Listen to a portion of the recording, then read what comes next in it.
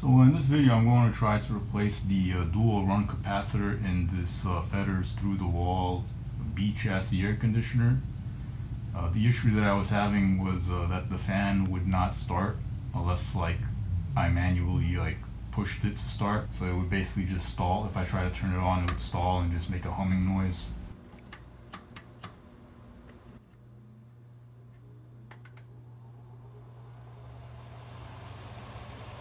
So after doing research online, I found that it's most likely the dual run capacitor that went bad, which is causing that issue. And I previously partially disassembled the unit and pulled it out to try to figure out what the rating of the capacitor was that's inside there already, so that I can match it and purchase a replacement. And what I found is that it's a 25 and 6 microfarad capacitor that was in the unit originally, but that's kind of an odd size, and the closest that I could find was a 25 and 5 capacitor. In a case like this, as I understand, what you could do is wire in two different capacitors to get the exact value, but in this case I'm going to just keep the 25 and 5 capacitor. But again, ideally you would get a separate 6 microfarad capacitor and wire it in for the fan motor and all that. So the first step is to take the front plastic cover off of the air conditioner, and after that I pull the knobs off of the that faceplate thing, and that faceplate control panel thing kind of just pulls off. It's held in just by the knobs. Then I undo the Phillips screws holding the control switches to that metal panel.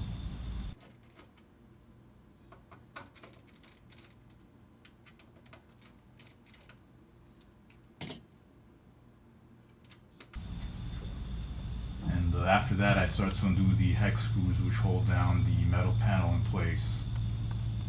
So again, I did partially disassemble this before, so there may be like a few less screws in this video than what you have in the unit that wasn't disassembled previously. So after I remove the screws, I recommend bending the side of the air conditioner so that you can pull that metal panel straight out, kind of, because otherwise you'd have to twist the panel, and you might risk making that panel with the jagged edges hit the fragile evaporator coils on the left side. I recommend bending this part out, and maybe you have to slide the air conditioner out a little bit, but I'd bend this because otherwise this metal bracket, this panel thing could hit the coils here. So I'm gonna bend this. It's pretty soft, it's not too hard to bend this.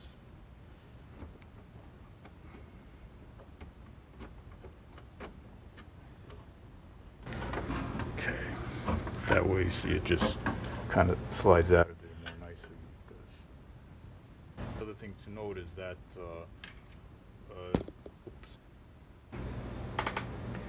these two grounding screws, they were actually connected to the control panel originally, but since I took this apart previously, I would just put them there because it's easier. So the first time you take it apart, the screws, these two green wires will probably be connected to this thing here, so just FYI.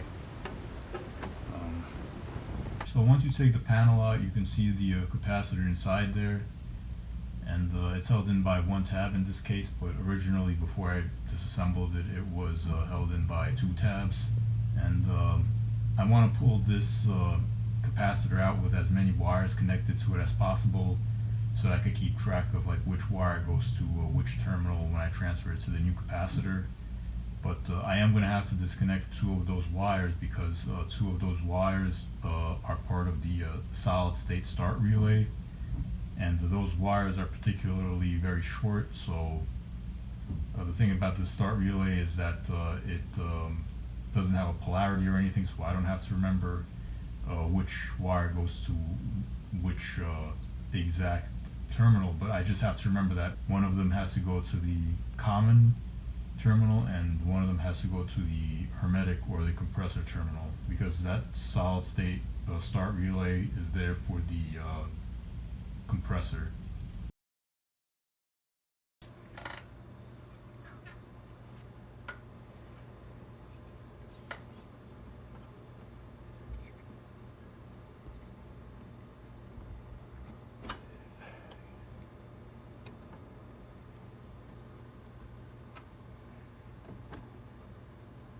So those are the two like start relay wires. Those are the shortest wires, and I wouldn't be able to get the capacitor out with those still connected. So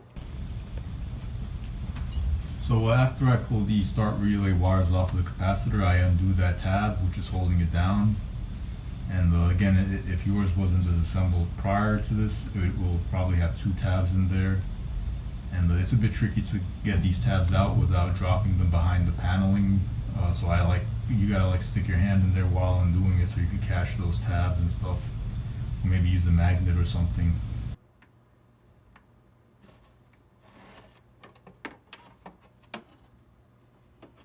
So once I pull the old capacitor out, I compare it with the new one. So one thing I found is that this new one is slightly bigger, and it didn't fit into that hole unless I took this clip out. Like this clip is, let me just show how it was stuck in there. It's like, see what I'm saying? It's like right there. I don't know why that. I feel like those clips are there to prevent the metal from like the steel from maybe cutting into the capacitor, maybe because it's like aluminum or something. So if I take it out, then this new capacitor can fit into that hole. So initially I was thinking maybe I'd remount it elsewhere, but if I could put it in there this way, I think it'll be okay. Like if I just but I kind of would like to have this clip in there as well. So I'm going to address that like clip issue later in the video, but at this point I began to transfer the wires from one capacitor to the other, and there's more videos out there going into the details about like all these terminals on the capacitors, but just a quick rundown. You'll probably see something like terminals marked C, fan, and Herm, and basically just to keep things simple, I transfer the wires from the terminal on the old capacitor to the same terminal on the new capacitor. So you gotta like keep track where the wire came off of from the old capacitor and match it onto the new capacitor. And it seems like it's an industry standard just to have those markings on the capacitor. Okay, so this is some fan. Let me make sure it's off. Okay. Okay, so this is Herm. So this one is Herm. Okay, so I'm gonna pop this off of here. Okay, pop it on the Herm. Okay, this is fan. I'm gonna put it on the fan.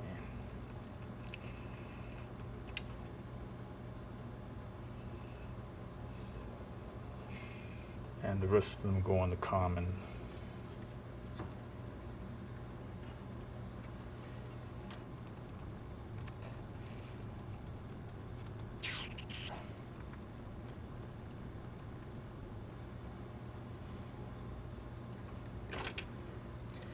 So yeah, is it like bulgy?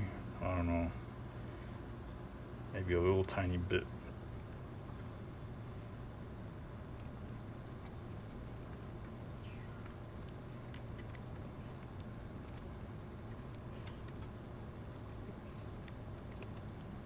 So I'm just gonna like just test the fan real quick because I've connected the necessary things for the fan. So I'm gonna see if let me just turn it on here.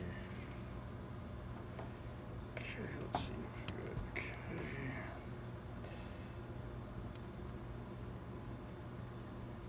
Kind of dangerous to do it this way, but you know. Yep.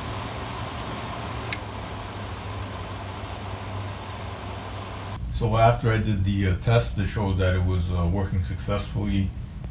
So I tried to slide the capacitor back into that hole there, and as mentioned previously, this new capacitor is slightly larger than the older one, so it doesn't fit in there when those clips are installed in that hole. So I tried to use a file basically, and this took a little bit of trial and error to make it so that the clip will fit in there together with the capacitor.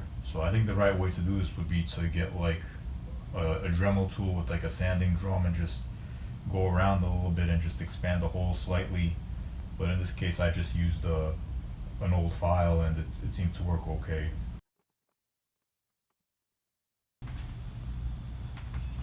So after I get the capacitor in there, I connect those two leads for the start relay, the solid state start relay, and I didn't get actual footage of it, but I did connect it.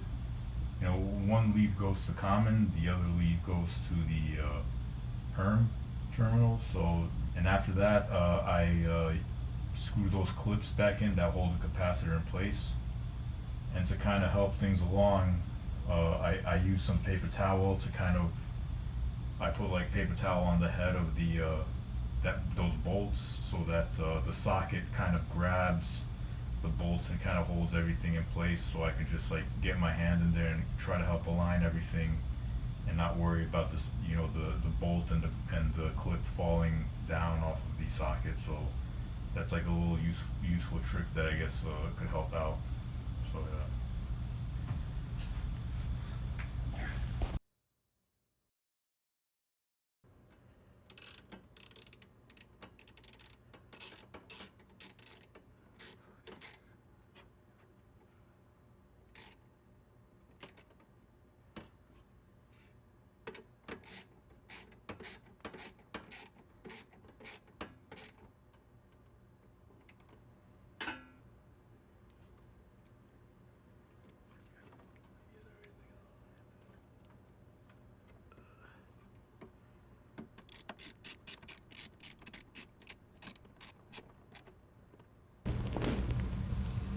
So at this point, the main part of the repair is complete, and I begin the reassembly process. Though it's not exactly the same as the disassembly process, since you have to fasten those rotary switches to that metal panel before you screw that panel into position. And I found it kind of tricky to get those rotary switches like fastened to that panel, so that was kind of a tricky part that took a few tries to get right. And once you get those switches fastened to the panel, the rest of the assembly is quite simple, like screwing that metal panel into position. It's pretty straightforward. So ultimately, I think it's nice that I was able to keep this older air conditioner working, and they no longer make like exact like air conditioners that will fit the sleeve size any longer exactly. The closest thing you could get is like a Friedrich Wallmaster, but even that, it's not really the same kind of size, and it doesn't fit inside the sleeve the same way from what I could tell. And you have to use like a baffle if you have a B chassis sleeve or something like that. Or you have to, and like if you don't use the Friedrich Wallmaster, then you got to get the some kind of unifit type air conditioner, and use like trim pieces around the air conditioner to like cover up all the gaps and make it fit and all that. Because from what I could tell, the more modern units are about 2/3 of the size of this older fashioned unit. And I mean, technically this unit is not that old because I got it in 2011. It was brand new as far as I know in 2011. And it's still an R22 type of refrigerant unit. But so I guess it's old-fashioned, but the unit itself is not that old. And even back in 2011, this was kind of, I guess, a really old-fashioned unit because it still has all these mechanical switches and all that. Because at the time I was looking at other air conditioners, they all had digital controls, so I was kind of happy I was able to get this particular unit back then, because you can't really find, even back then it was not easy to find them, and at this point you can't find them at all, like brand new. It's like this, for some reason they don't want to make these kinds of air conditioners, I guess, anymore. Like I would think that some company would take this opportunity to make replacement, like exact replacements for this type of unit, but I don't know, I guess maybe they think there is no market for it for some reason. Like for some reason, like all the more modern air conditioners, they all have like anything above 5,000 BTU, it's like has digital controls for some reason. I like having these switches and all, but and also as far as I know, the Fetters company itself, I think it's out of business. I don't think they really make air conditioners anymore, and it's unfortunately just another one of those corporate stories of how greed and corruption ruined the company, you know. it's quite a big shame.